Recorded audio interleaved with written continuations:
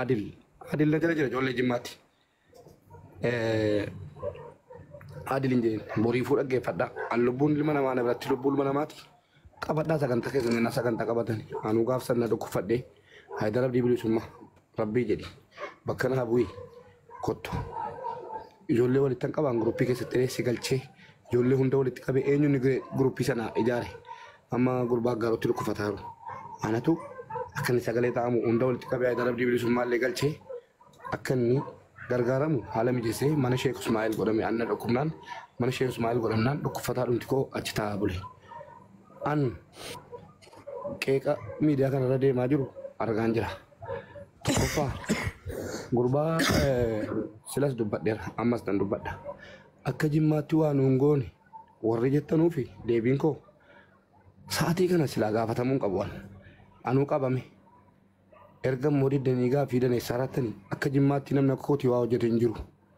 Dhalataa Jimmaa keessaa mee of jajuun of himuun illee hin taatu hadhammoo ofan hima. Akka Jimmaatti ana caala namni waa hojjete yeroo hin jiru yoo jedhe ragaa wajjin jechuudha. Tarii tokkummaan faan gadi ba'anii Saawud Arabiyaa keessatti namoota tokko jajjabaa namoota dhukkuba jajjabaa qaban gargaarsaa turan abdii Oromoo wajjin dhiifama naa godhaasin.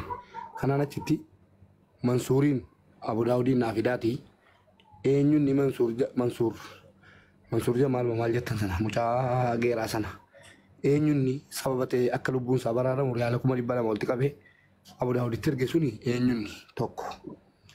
Geema xaba beellamaa itti arrafame siltee hattuu kijibdu jedhama. Oromoo kutaa 11 miti Tigree dabalatee Amaara dabalatee giitti funaanee eenyu Liibiyaa keessaa kanii ijoollee asandaaboo sana lamman obbolaa lamman sana tokko na jalaa ajjeesanii tokko baasise doolaara 4,000 jechuun adda dhageessa birriidha. Eenyu baasise eenyu birrii mee akka Jimmaa keessatti birrii 400 bu'eeraa fi ijoollee sana yoo Jimma tuuttanii harkisuu dhiiftanii ijoollee warri waan akkanaa immoo viidiyoo hojjetaa artan hin saalfattu.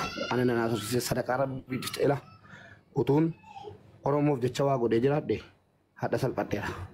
An Oromoof jecha waan goone rabbiif jecha waa godhe rabbiinan immoo isaaf jecha waa godhe nan ganne hiree koo Oromoo harkatti hin kuffifne argitaniittu kaleessaaf dheengadda. Eenyu sagalee naa ta'a ture eenyu waan naa ta'a ture seedu walumaan argineerra. Eenyu si bira dhaabate yoo jettanis isteetimentii baankii baasuun koo naaf gatiteef achirraa dubbifattu feesbuukii irraa. Alamuu fi Gizaachootu doolaara 10,000 naa kenne. Jara keenya an Oromoo harkatti yookiin immoo nama dhuunfaa harkatti of gateen beeku. Rabbii kootti of gateen isaa ta'ee yaa Rabbiin jedhe yaa Rabbii koo fuuldura namaa nan dhaabintu hin jedhu ilmi namaa an amanee maallaqa bira kaadhe naganee jennaan tarii wanjala wayii hojjedhe ispoonsaran ilmoo kooti barbarree atamma jettu shaampoo atamma jettu dhugee jechuudha. Ilmoo koo biyya kanaa baafachuun qaba yoo marzii dhuguyyuu ta'e hangana booddee dhukkuba tiruu qabameera yoon du'es nan du'a iyyaalamu ilmoo koo baafachuun qaba jedhee yaannan ilmoo kooti yaadisi kaansil godhee bainal bayinii ta'e kaansilii ta'eera. Birriin garuu nan qaqqabne dhufe. Birrii guddaadha birriin kun birrii na yaalchisuu danda'u. Hundatti bahee jennaan Muniira Abubakar kana dhagahee sagalee ta'uufiin qaba jedhee jechuudha. Anaa Muniir jechuun nama guyyaadhaan wal arrabsaa oolu feesbuuk irratti argitaniittu ragaan barbaachisu lakkii jedhee du'uun qabdu jedhe ofii isaatii yaa Muniir uummanni keenya hadhana na fayyiseeyyi bor immoo arrabaan na ajjeessa hin barbaadu rabbii koo du'aa nan kadhataa ture yaa Rabbi fuuldura namaa nan dhaabinidha. Nan dhaabu rabbii nan isaa ifaa jennaan obboleesso birrii ispoonsaraa yoo si deebi'e gaariidha. Yoo siin deebine ta'e immoo rakkoon qabu jedhee sagalee naa ta'e Oonaa Baalee dabalatee Abdii Geetaachoo dabalatee sagalee naa ta'ani. Jarri muubee miidiyaatiif Aasiyaan dhaga'anii rifatanii dhufanii waliin sagalee naa ta'ani. Jara keenya an namatti of gateen beeku. Rabbiif jecha akkan hojjetaa turee fi rabbiin biraa akkan parsantii tokko yookiin immoo sadaqaa nan guyyaa tokko sagalee namaaf ta'e fudhatama godhachuusaa rabbi na agarsiiseera. Ummatuma na jibbuun ummatuma na balaaleffatuun Aasiyaan maal naan jette sitti mufadheen ture yerooti waa'ee tokko irratti dubbattu itti kaaftee itti garuu afootu si jedheera sagaleen si taanaan jette dhufte sagalee si baasuu nan danda'a waan dhoksaa miti jechuudha miidiyaa irrattis mana sitti anuutti mufadheen ture itti mufatina qabamee jira fayyaan isaa itti mubeen akkas natti mufatee ture. Rabbi garuu gaafatti saachawaa tokko goote waan sakandii tokko goote si gatee singatuudhaaf intalaa jedhe. Walumaa galatti wannan siniin jedhu ani rabbitti hirkadheen jiraata rabbittan hirkadhee jiraadha. Nutti minuu lakkaa'ii malee akka naannootti warri ijoolleen naannumaa faarsitanii ittiin naqeequu barbaadani. Mansuurii fi ijoollee Liibiyaa sana irratti hin dhaabatu.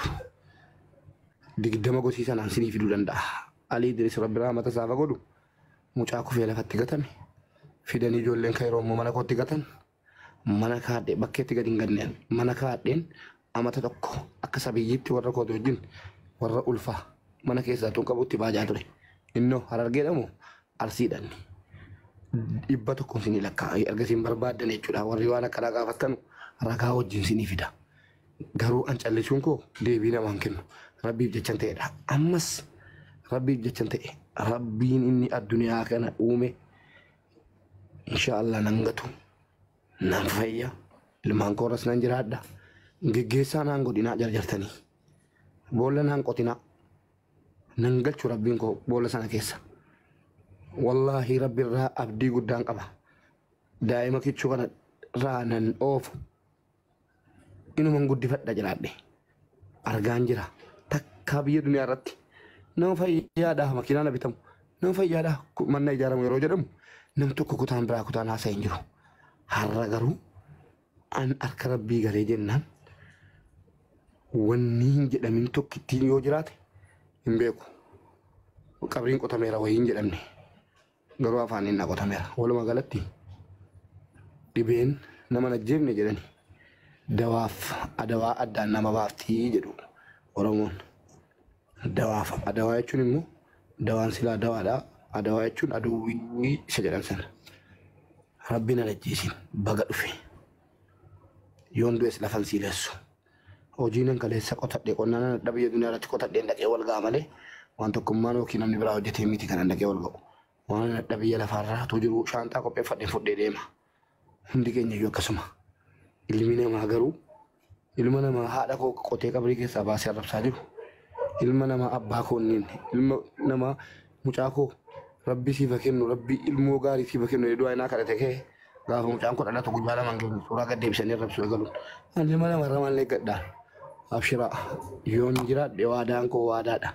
Yoo Rabbi akka godhee na fayyisee na deebise amma san sagalee uummataati eenyuuf jecha Rabbiif jecha namaaf jechaa miti. Warri ammas immoo qeeqa koo dabalatee waan lallaallanne dubbataa hartantu jirtu. Yoo akkaawuntii keessan irratti hin taane naman gargaarsistan isa jedhutti kan xumuraatti deebiin koo kun.